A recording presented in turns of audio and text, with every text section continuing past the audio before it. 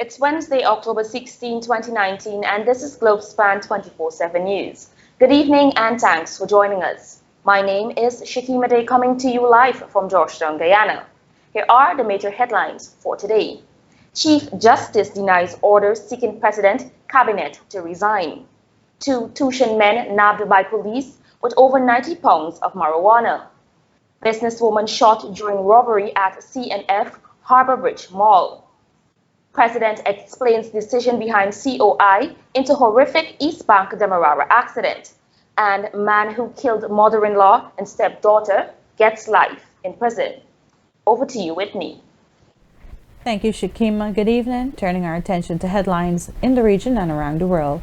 Regional and international business sector moving in quickly to set up shop in Guyana. Baby struck in head with wooden plank in Trinidad and Tobago. A no deal will be made tonight as it relates to the Brexit talks in the United Kingdom. And Hong Kong's pro-democracy leader has been hospitalized after being attacked.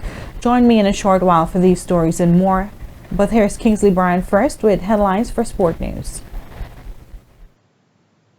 Thanks, Whitney. Here's a look at some of the stories we'll be covering in tonight's Sportscast. Warriors King and Trident's Walsh Jr. to make West Indies' international debut. Also, Sparta Boss is set to do battle against Charlotte Street, and Fraser Price shortlisted for 2019 IAAF Female World Athlete of the Year Award. These stories and more in the Sportscast. Back to you, Shakima. Thank you, Kingsley. And now for a look at the news. Chief Justice Roxanne George Wiltshire on Wednesday determined that the request of former Attorney General Anil Nandlal to deem the President and his cabinet resign following the successful passage of the December 21, 2018 no confidence motion is misconceived. The acting Chief Justice in handing down her ruling said that the presentation of such an argument was baseless. Chief Justice acting George Wiltshire said this application is not only wholly misconceived, it is vexatious and an absolute abuse of the process of the court. Attorney General and Minister of Legal Affairs Basil Williams said government is pleased with the ruling and it since validates several stances that were taken by the coalition. The decision of the Lord Chief Justice has restored the position with the rule of law in Guyana. And it's a very important principle for a hierarchical system of courts that you follow precedents. And the principle of stare decisis is that you follow the precedents set by the higher courts. And since the CCJ had already determined this issue, whether the cabinet and government should resign, it was not fit nor proper, and it was of no legal effect for you to come to the lowest court to seek to have that decision of the court, CCJ, the apex court, overturned. Minister Williams also added that he fully agrees with the learned CJ's opinion that the constant run to the court is quite vexing. Our courts are exhibiting great patience, as I see it, because this is a matter that has been ventilated within the last maybe 8 to 9 months in Guyana and in the courts, all the courts, Court of Appeal, CCJ. And to me, the Lord Chief Justice was correct by saying it's a vexatious matter, you know. And Mr. Nandlal has to be careful that he does not become a vexatious litigant, because he was part and parcel of the representation of the leader of the opposition at all levels, CCJ, Court of Appeal, High Court. And it is not fit for him and right for him as an officer of the court to try to seek to come to the first instance judge and try to raise the same issue. Williams added that the courts should not be abused and the CCJ never illegitimated the coalition government, but the government to date remains restricted in their actions in compliance with the CCJ's ruling. The Chief Justice relied heavily on the judgment of the CCJ in its consequential orders of July 12. She stated that, open quote, the pronouncements of the CCJ and the orders made in the consequential judgment of July 12 must be read dispassionately and objectively, and while the applicant may be dissatisfied with the conclusion of the CCJ, he cannot seek to overturn or reinterpret it by filing an application such as this, close quote. Given the paragraph, the learned Chief Justice determined that there could not have been and cannot by any requirement by for mandatory order compelling the President and Cabinet to resign. However, attorney for the opposition Anil Nandlal expressed his shock and disappointment with the court's ruling. This is indeed a shocking ruling. Every Guyanese by now must be aware of the clear language of Article 106.6 of the Constitution. That is, that upon the successful passage of a confidence motion, the President, inclusive of the Cabinet, inclusive of the President, shall resign. Mandatory, clear, unambiguous language. And here it is. We have approached the court. There's a Cabinet that's refusing to resign. And the Constitutional Court of the country is telling us that because the CCJ did not make that order, then forever we are in perpetual error. In other words, the doctrine of precedent and the doctrine of stare decisis are now superior to the Constitution of the country. The Constitution is the supreme law, not no ordinary principle of stare decisis or doctrine of precedent. Those are elementary, very low-rank principles. The Constitution is the supreme law of Guyana, and that, unfortunately, is not being upheld by the court. So this decision must be appealed in the interest of constitutionality, and it certainly has plunged the country in deeper constitutional crisis. President Granger, on the sidelines of the accreditation ceremony for the new German ambassador to Guyana, had posited that the circumstances are different and require an entirely different approach to ensure the government functions within the confines of its constitutional limitations, despite the court's ruling. In this instance, on today, the 16th of October, I don't see the likelihood of that arising. The country cannot be without a government. The country cannot be without a president. And our interpretation of the Constitution is that I remain president until another president is elected after the general election. We've decided on a date for the general elections. And we have obeyed the orders of the CCJ in that we have complied with the conventions for interim administration. So we are behaving ourselves, and we are not engaging in projects. I haven't traveled overseas apart from my health examinations. We are not planning a budget. By this time we would have completed our budget. So we are an interim administration, and I'm observing those regulations. But the country cannot be without a government, and I cannot be removed unless elections are held. Chief Justice Roxanne George Wiltshire made her determinations by applying the principle of stare decisis, which is the legal principle of determining points in litigation according to precedent.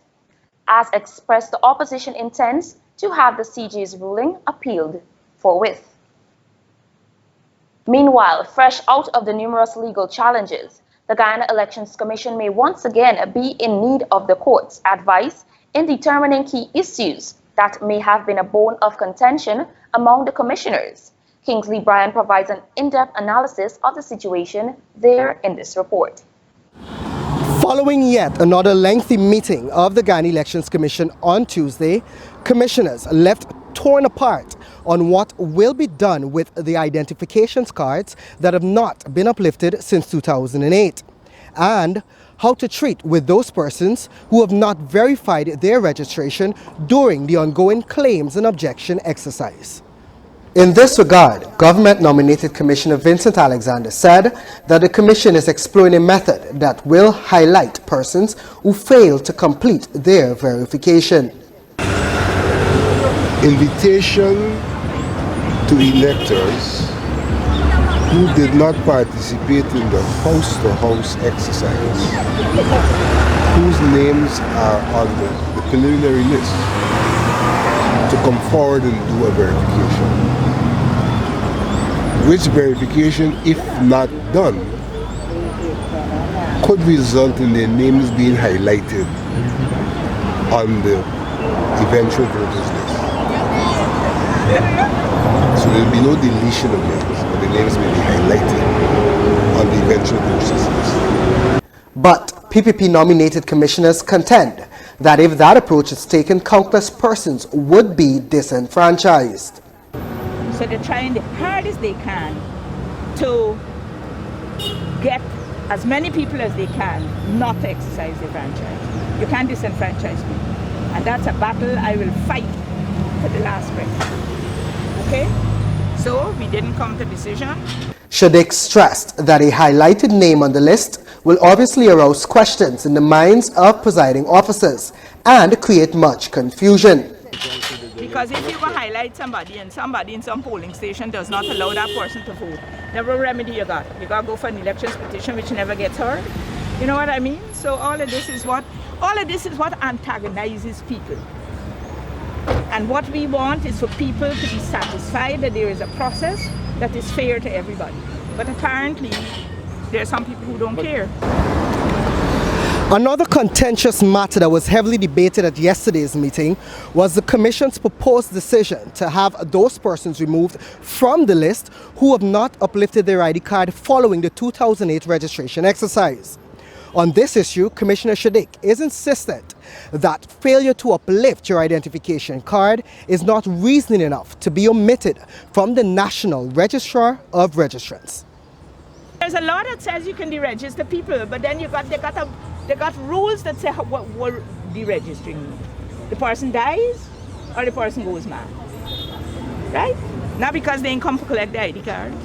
Alexander in his arguments rejected the suggestions that the removal of the names of persons from the NRR merely because they have not collected their national ID cards will potentially disenfranchise persons.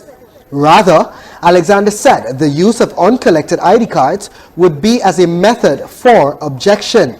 Using the ID card issue to determine the presence of our voters, their existence, it's like an objection. So the issue is not the ID card. The issue is that these persons, since 2008 and beyond 2008, have not in any way presented themselves to be present, to be known, to be alive, to be existing, to be resident. And the calling them, writing to them gives us an opportunity to make a determination in the context of like an objection as to where are they? Are they here? Are they real people at this time?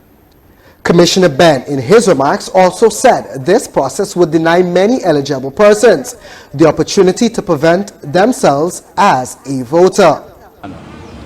On the question of the cancellation of the 20,000 or whatever ID cards, clearly there may be some persons who exist.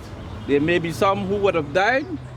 There may be some who are not in the country at the moment. But if they come in during an elections process, they have a right to vote since they are already on the NRR. And the removal of their name by means of putting out these notices and not having them come forward, whereabouts are known, is a means of denying persons the ability to put themselves forward as an elector on elections day. On the flip side, Commissioner Alexander said the National Registration Act does provide for the removal of names, but noted that this process is to provide an opportunity to voters, since 2 previous attempts to locate them proved futile. That's not the issue. The issue is that we're giving them an opportunity to let us know all that you were asking about.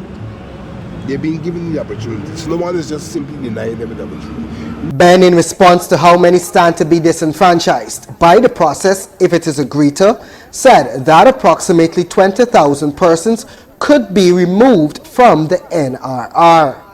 To this end, both commissioners from the opposition side stress that such a move will result in another court challenge, which could further delay the elections, as is the intent of the coalition-nominated commissioners.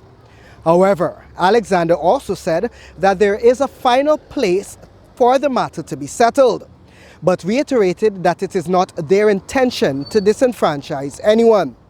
He concluded that the government-aligned commissioners will not be going to court since it is the opposition's failure to reach a decision that is actually resulting in a delay. We are not going to court. If they take it, They will be delayed. and that will... They've delayed in the past and blame. So they will be delaying again to blame. Recently, GECOM was forced to withdraw an order that had required registered persons to turn up at offices countrywide with their registration records to prove their existence. That order was replaced with the customary claims and objections period. Reporting from the Ghana Elections Commission in Kingston, for Globespan 24x7 News, this is Kingsley Bryan.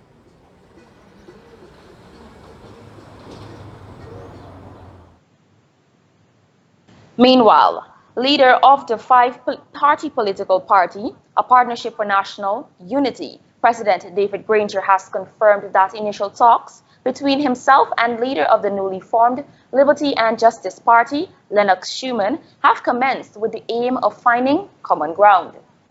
Mr. Schumann has given me the assurance that there are areas of convergence between the Liberty and Justice Party, LJP, and what he thinks the APNU stands for.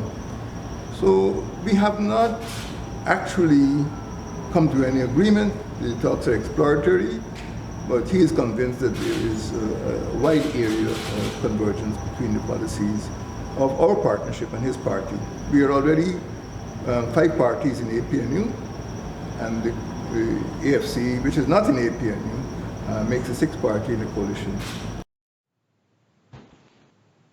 The JLP leader told sections of the media that while his party held talks with the new and united party, ANOG, he said that he was disappointed that Ralph Ramkaran was their choice for presidential candidate.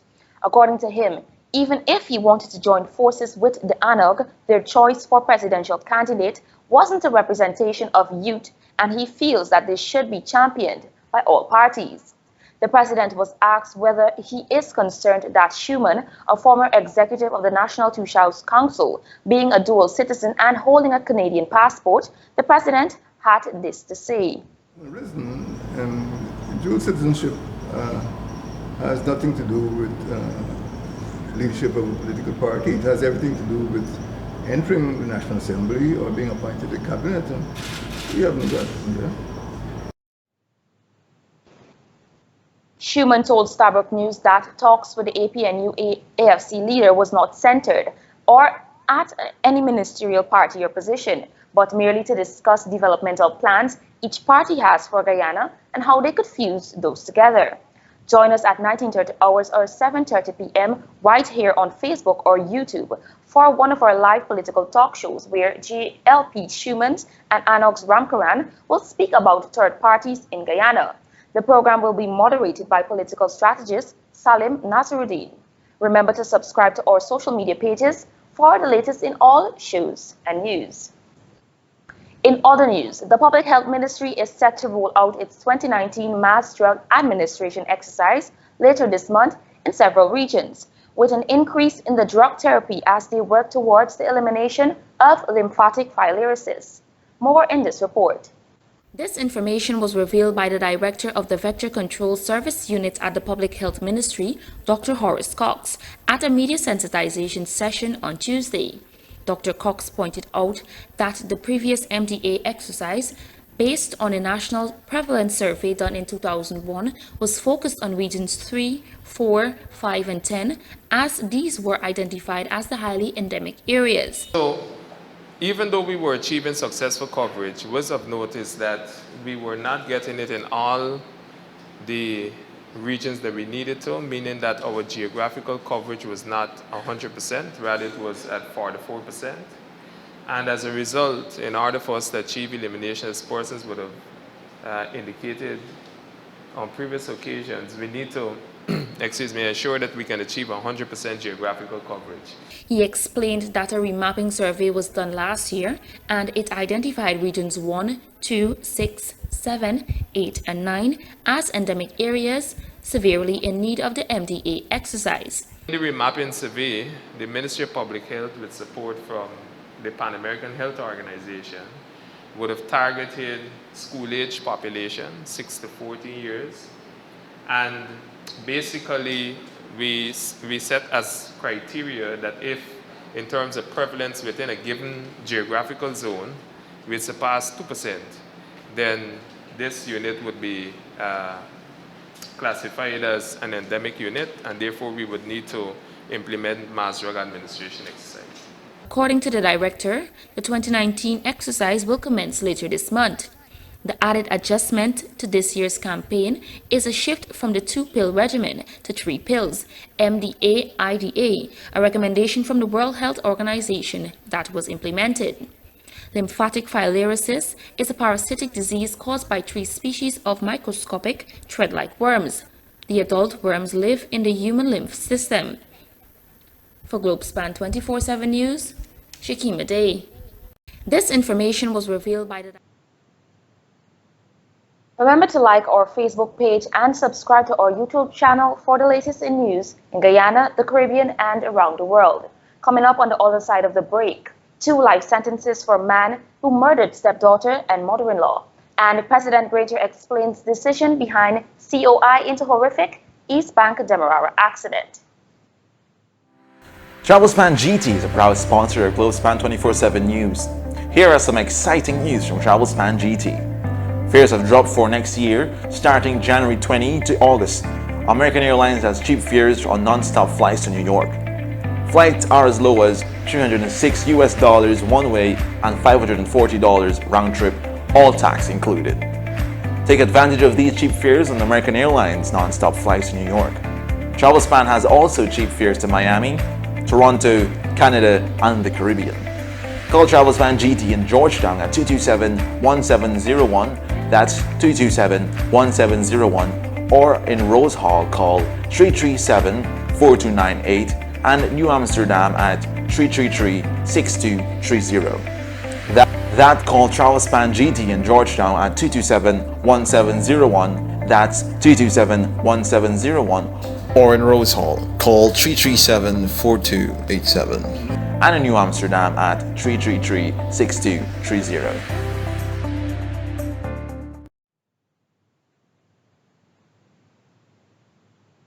Thanks for staying tuned. We'll continue tonight's news by telling you 48-year-old Joshua Franklin was earlier today given 2 life sentences by Justice Sandil Kissoon for the 2014 murders of his 55-year-old mother-in-law and his 9-year-old niece. The accused admitted that on December 18, 2014 at Tushan Housing Scheme, East Bank, Demerara, he gruesomely murdered Bibi Zalima Khan and young Ashley Boudou. Franklin, who was represented by attorney-at-law Mark Conway, was initially charged with murder but opted to plead to the lesser count of manslaughter. State Prosecutor Abigail Gibbs told the court that the accused used his skill as a cane cutter and brutally murdered his stepdaughter and mother-in-law. Justice Kissoon sentenced him to 2 life imprisonment with the possibility of parole after 30 years. The sentences will run concurrently. Meanwhile, presenting her letters of credence to President David Granger earlier today, the new ambassador of the Federal Republic of Germany to Guyana, Yuti Keong, said the 2 countries share common interests in global affairs.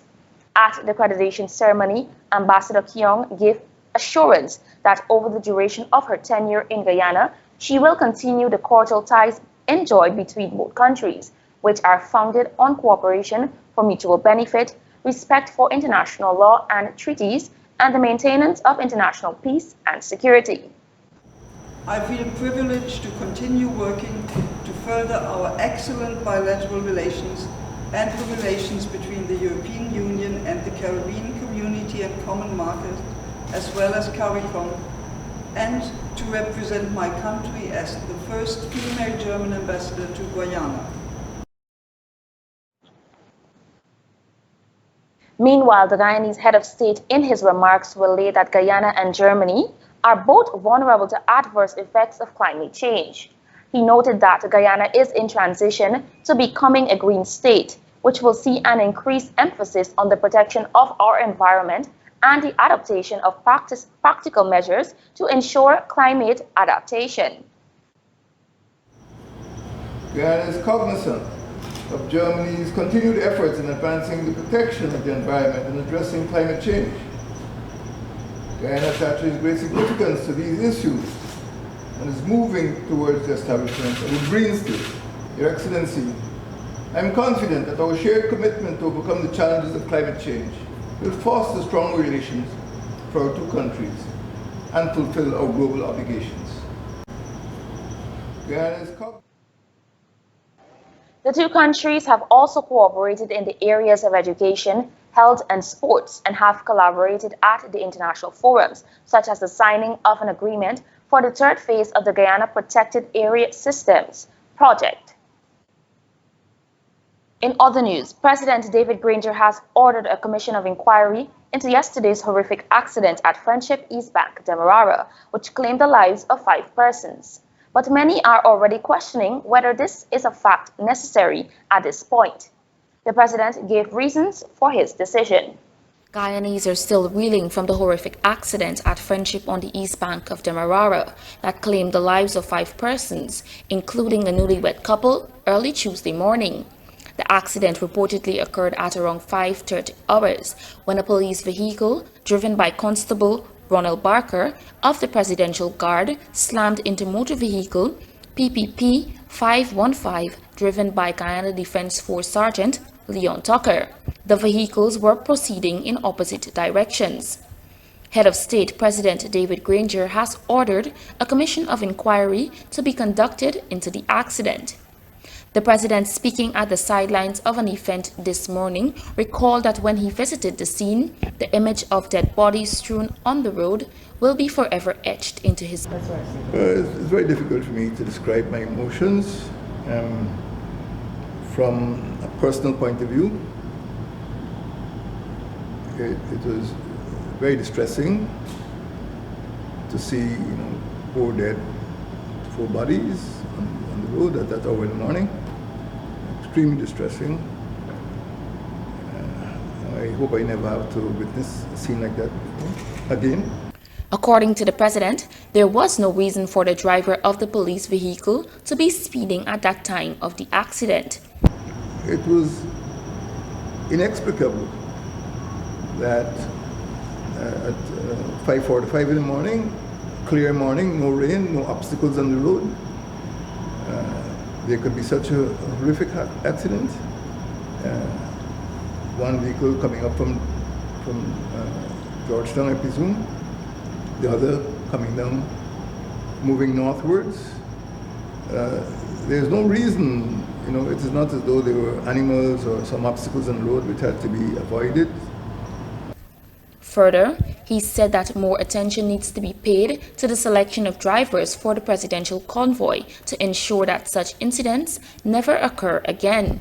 Third, from a governmental and administrative point of view, I must admit that from the time of the arrival of the fleet of vehicles from the People's Republic of China, we had instructed, the NSE had instructed that there should be careful selection of drivers.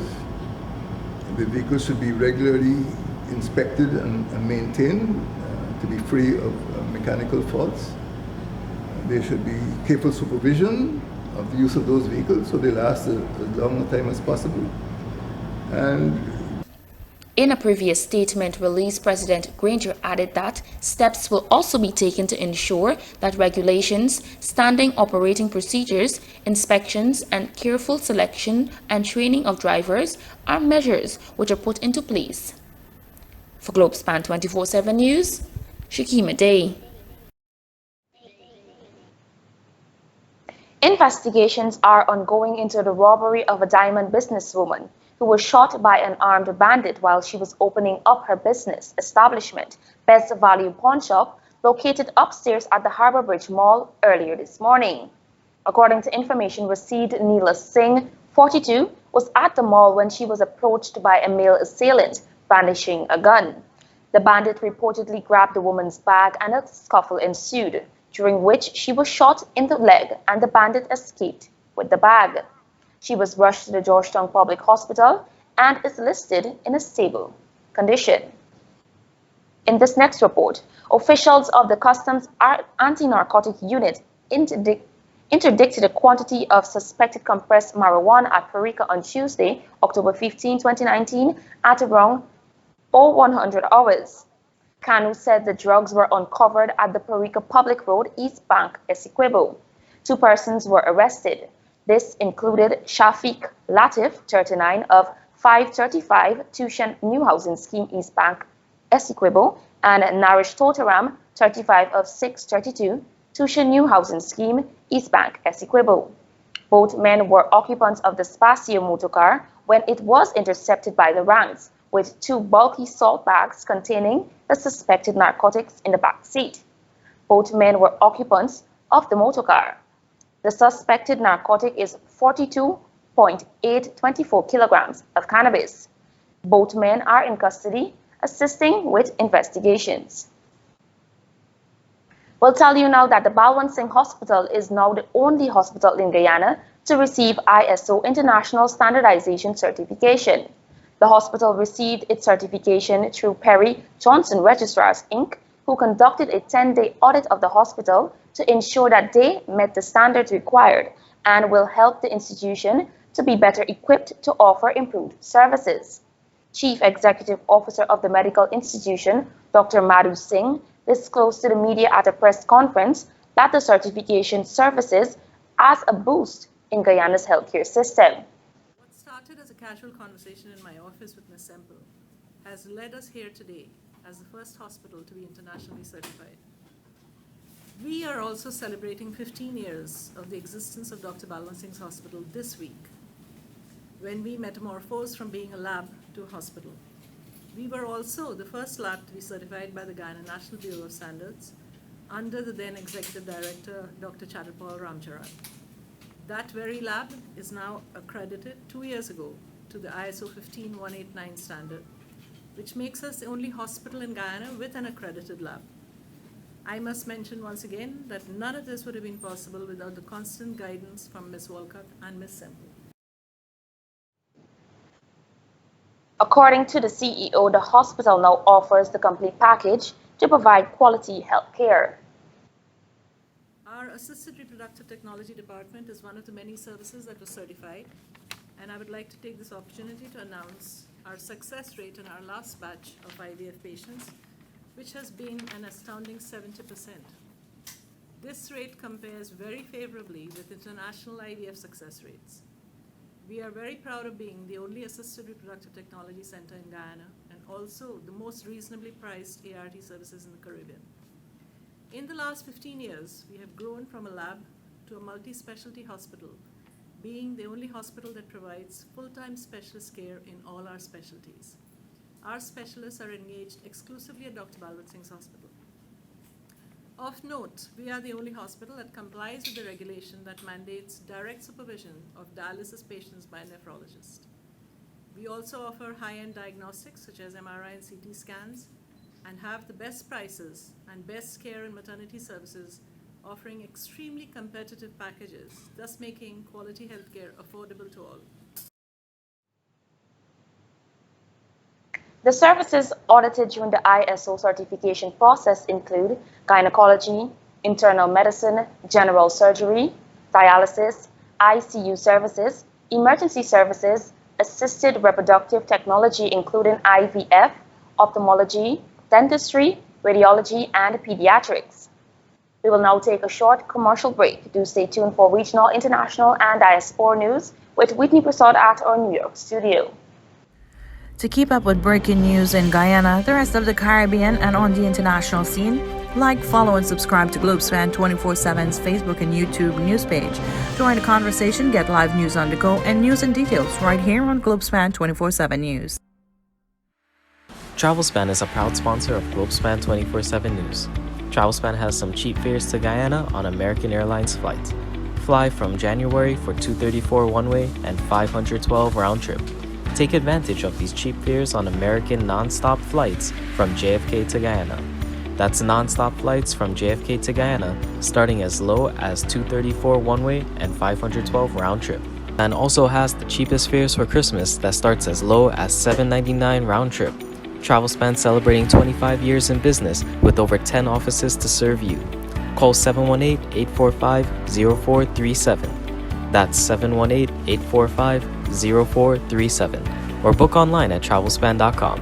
Book early and save. Thanks for staying tuned. Thank you, Shakima. Now let's take a look at what's happening in the diaspora. American Airlines today hosted the Get to Know Guyana Day at the JFK International Airport, which saw a cultural array of Guyana's rich heritage and culture through exhibits, food, drink, and cultural displays. The event saw cultural performances by American Airlines employees and the Guyana Cultural Association, and a feature address by the Consular General of Guyana, Barbara Atterley, based in New York, who addressed the audience by giving an in-depth description of what Guyana is like, being a multicultural nation. Let's take a look. Bamboo fire, mexo, mexo. Bamboo fire, mexo, mexo. Bamboo fire, mexo, mexo. Bamboo fire, the most kind of fire. Bamboo fire, mexo, mexo. Bamboo fire, mexo. Bamboo fire, mexo.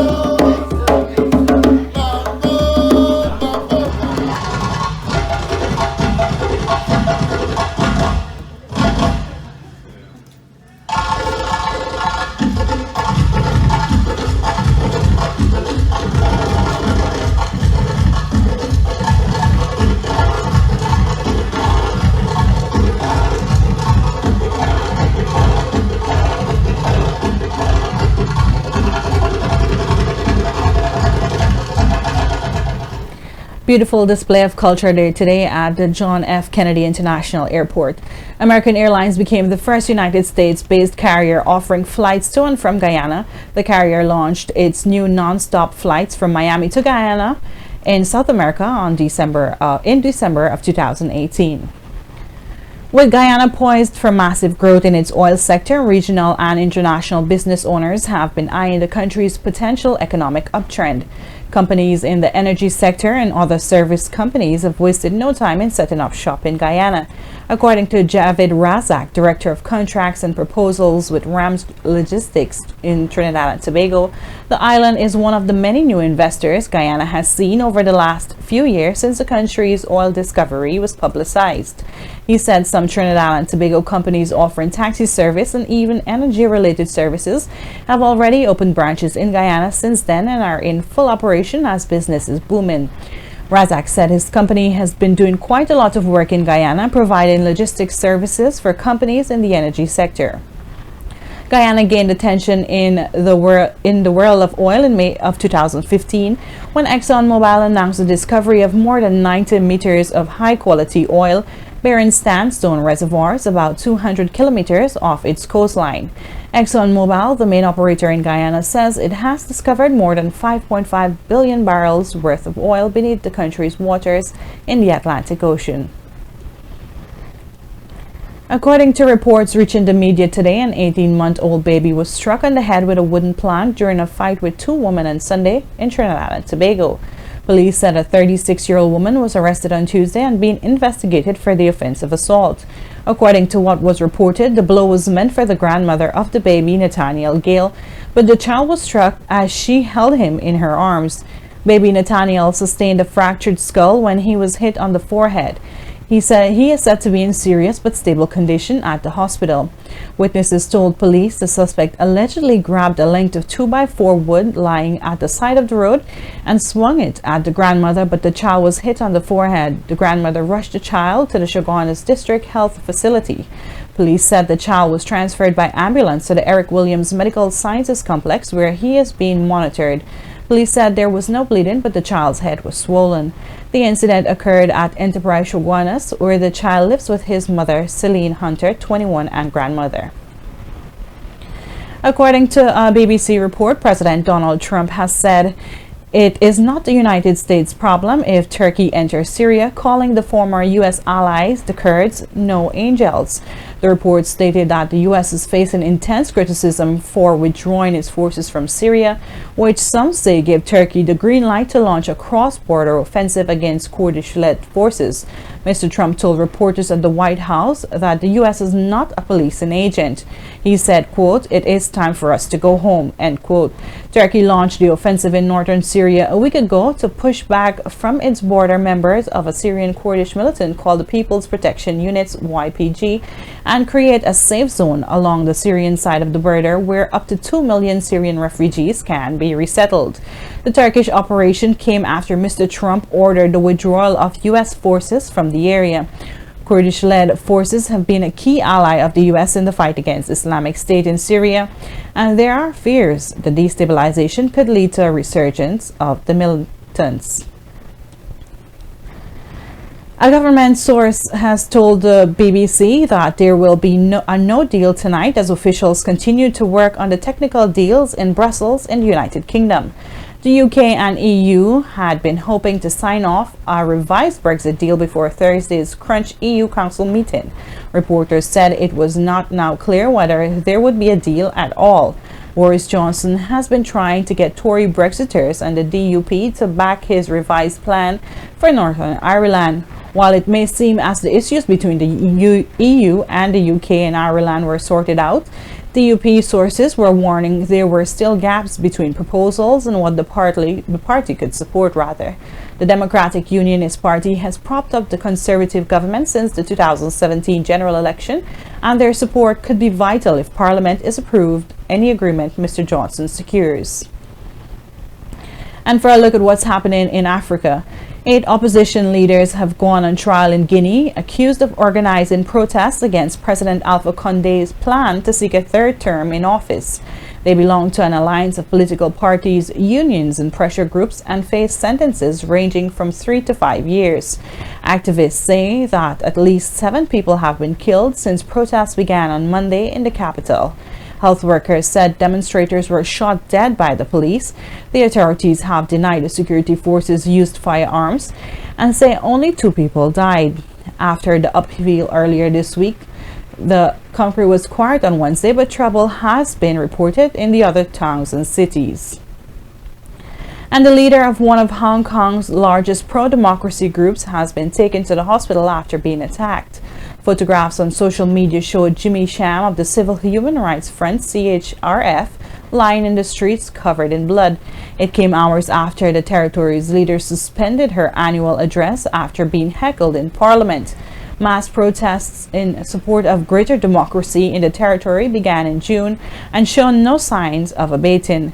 The CHRF said he was set upon by a group of 5 hammer-wielding men in the district and left with head injuries. It added that he was conscious as he was taken to the hospital and was resting there in a stable condition. It was the second time Mr. Sham had been attacked since the protests began. The CHRF linked the attack to government supporters who are suspected of assaulting other pro-democracy activists in the recent months. That has brought us to an end for news in the region and around the world. Here's Kumar Doshi with today's tech news, with more on near-field communication and what this means for the future of Visa and MasterCard payments and our smart wallets. Do stay tuned for more news. Whitney Prasad reporting from New York. Have a great evening. Thank you, Whitney. Namaste, salam, and good day to everyone. Thank you for tuning in to TechBeat on Globespan 24x7. Let's talk about near-field communication today.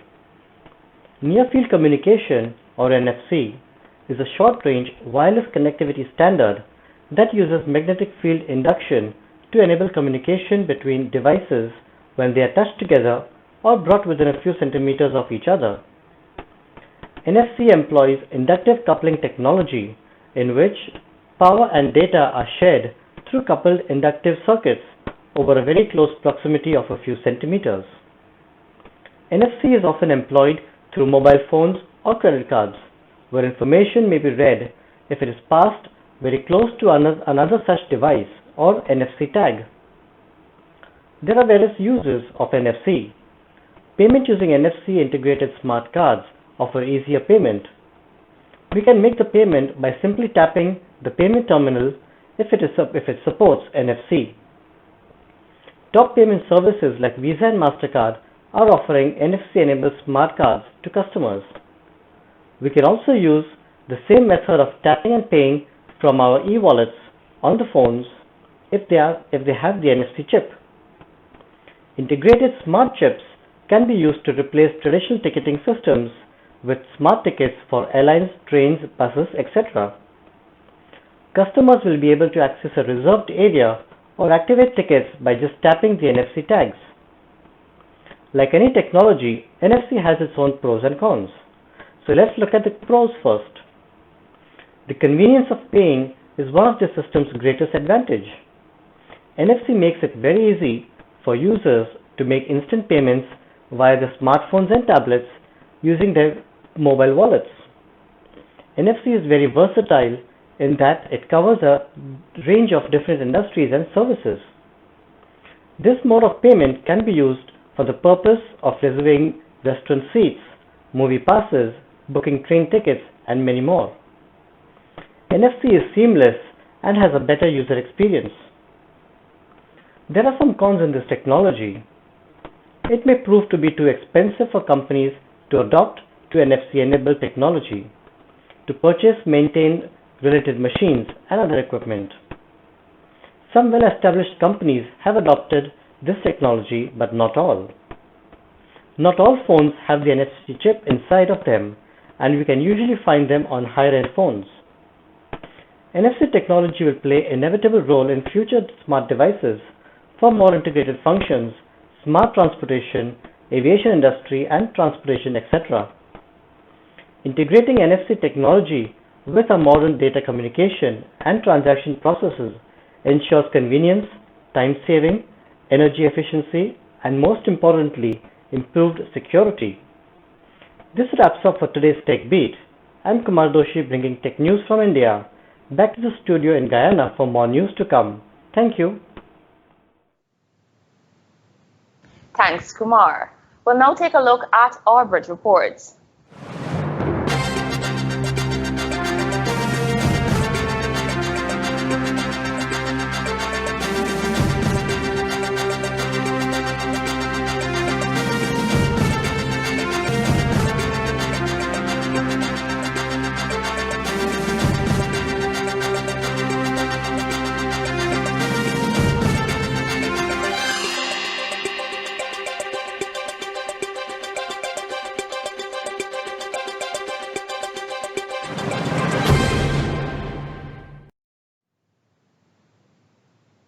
Now for a look at what's happening in the world of sport with Kingsley Bryan.